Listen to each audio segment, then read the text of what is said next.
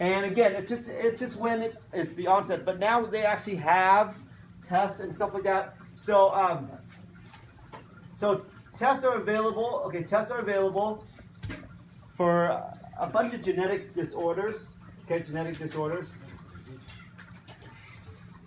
And people usually use these tests for two reasons: to see what their genotype is, to see if they are either a carrier.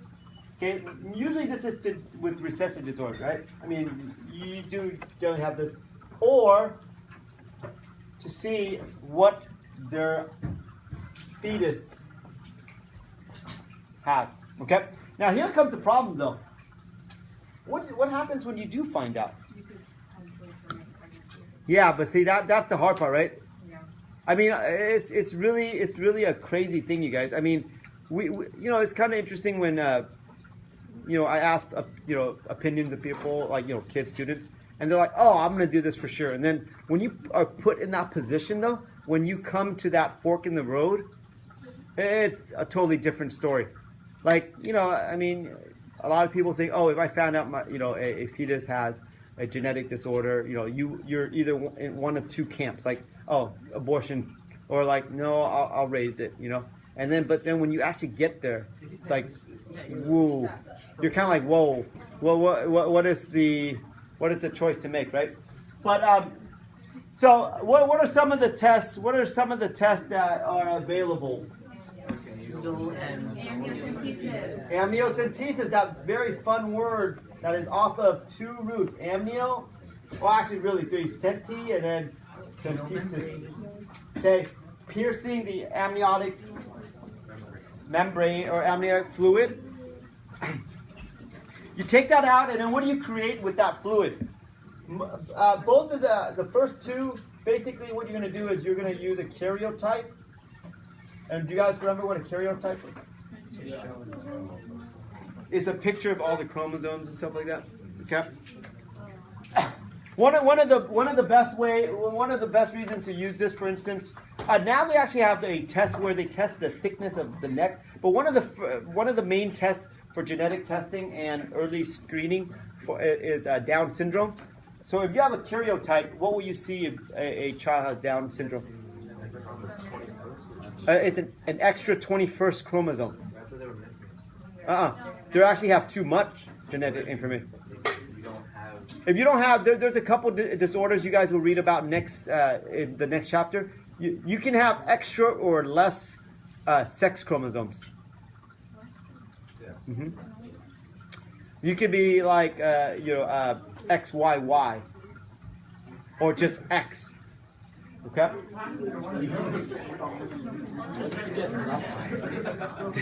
No, that one won't work. You need to have like an identifier there somewhere. Yes. You will actually that is called Klinefelters, where you actually are male, but you have very female physical. It does not mean like you're gay or actually, but physically you're more female. So you have much more narrow shoulders, much broader hips. Maybe no, you don't have facial hair because you're more female in terms of features. Yeah, maybe you know. Huh? Pretty. Okay, amniocentesis is one.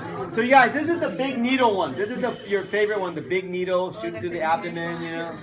Okay. What is the other one? CVS. It's not chronic. Let's make sure you guys say it correctly. It's chorionic.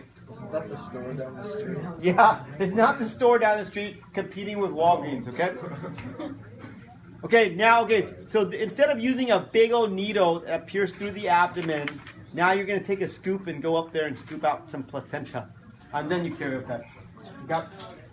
Either way, neither of these sound really fun or physically. Oh, you guys, by the way, these two tests you do not do unless you have a very, very strong likelihood of passing on the disorder. Because they actually cause a 1% chance of something going wrong. Like for instance, the needle might poke the baby in the eye or something. No, I'm just kidding. I made that one up. I just sounded like, oh no.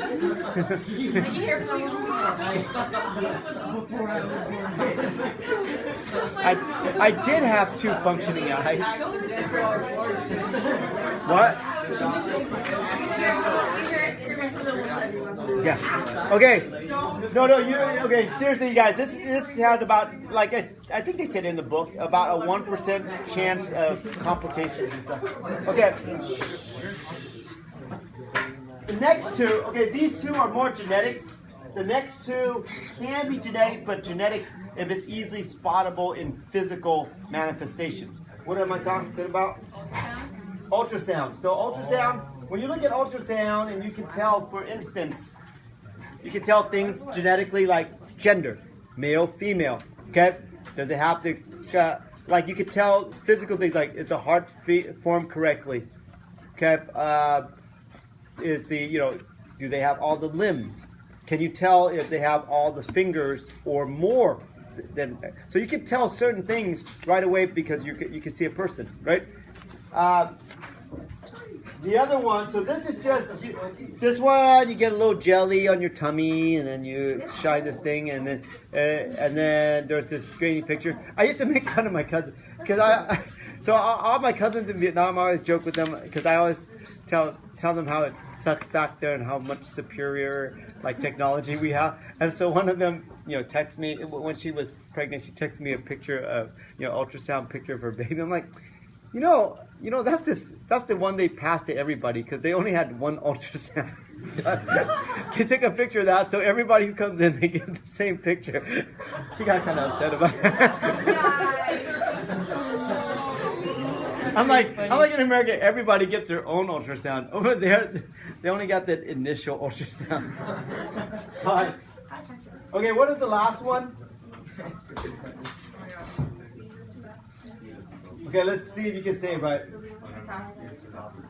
Photoscopy. Okay, scope is to look at or to see. Okay, so this one, they actually use a camera and they go up there. Okay, it's not through the nose.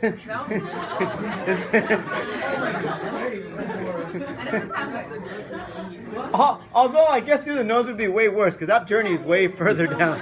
Okay. Okay.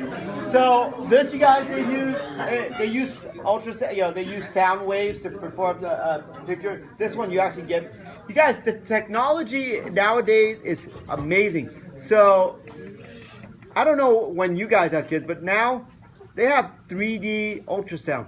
How many of you guys have had younger siblings, or how many of you guys have really young siblings now? Like, my kids, under 5. So any of them did any of their parents do the 3D? So David Jagoda did. Yeah. So it's really freaky. They give you a 3D picture. Yeah. 3D picture and video of your child, and then the weird thing is when they come out, they look exactly like that. It's weird. It's like too much information, right? Yeah.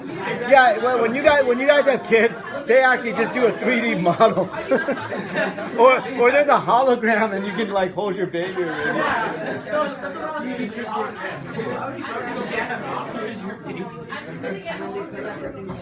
Okay.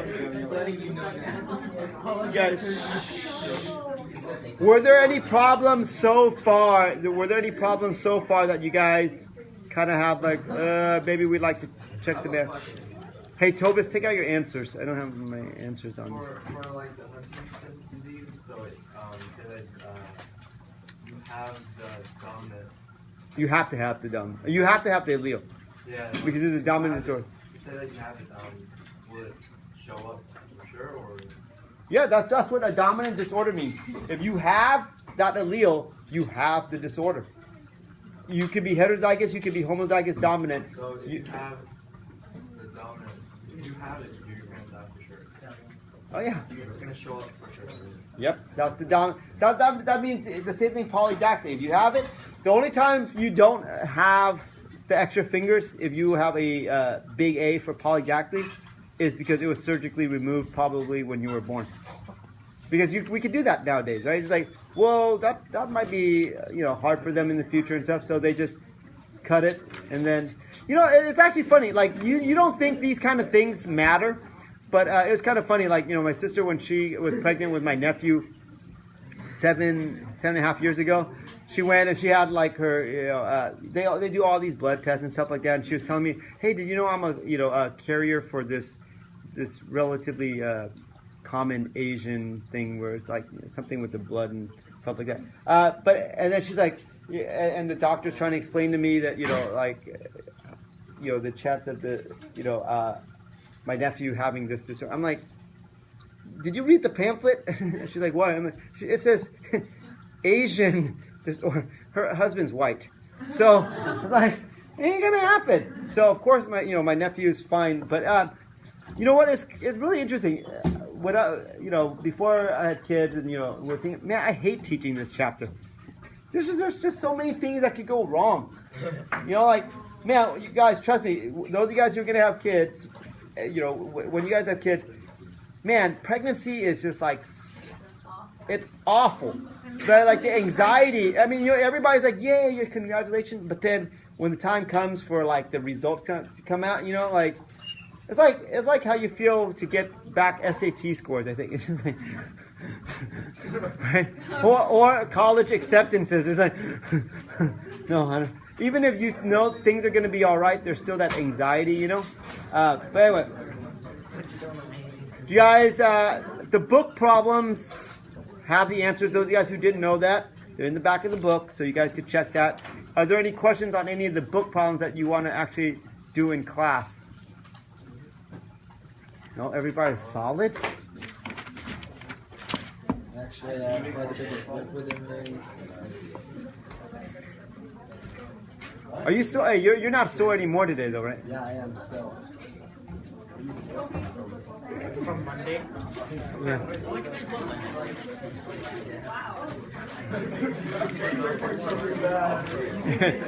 It's from the Scrabble. No, you.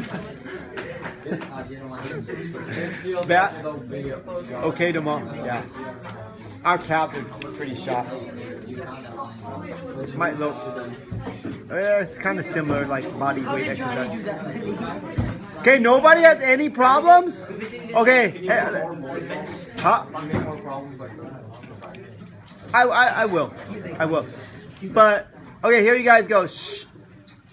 What I want now is, are there any answers from the board problems, so that I guess Tobias can just yell out his answers and we can concur or disagree? Anybody want to go over those just to confirm? Tobias, do you have your answers? Yeah. Ready to go? Oh yeah. Which book problem do you need to go over? Oh yeah. So basically, okay, you have guinea pig 1, guinea pig 2, and then guinea pig. So they crossed this and this one with guinea pig 3, right? So if guinea pig 1 crossed with guinea pig 3, the albino one, 100% of them were was it black fur or something like that? Yeah. So you go, wait a minute, if it's 100%, this one, whatever that coat is, it's dominant. So, and the only way you could get 100% is if this was big A, because now we're assuming this is little a, right?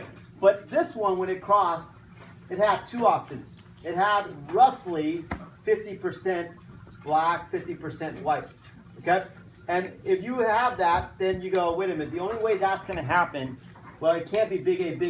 It can't be little a. It has to be big A, little a. Okay? And that's what Mendel essentially did. The numbers aren't exact, but that's what he did. He counted these flowers, and it's roughly those percentages, 3-to-1 ratio. And this one is 50-50 ratio, right? Is that the one you're talking about? Yeah, but they asked rights to be protected for the parents, gamete, and offspring. So. Yeah, okay, so the gamete, okay, so these are the parents. So that's the parents, right? The gametes for this one would only be big A.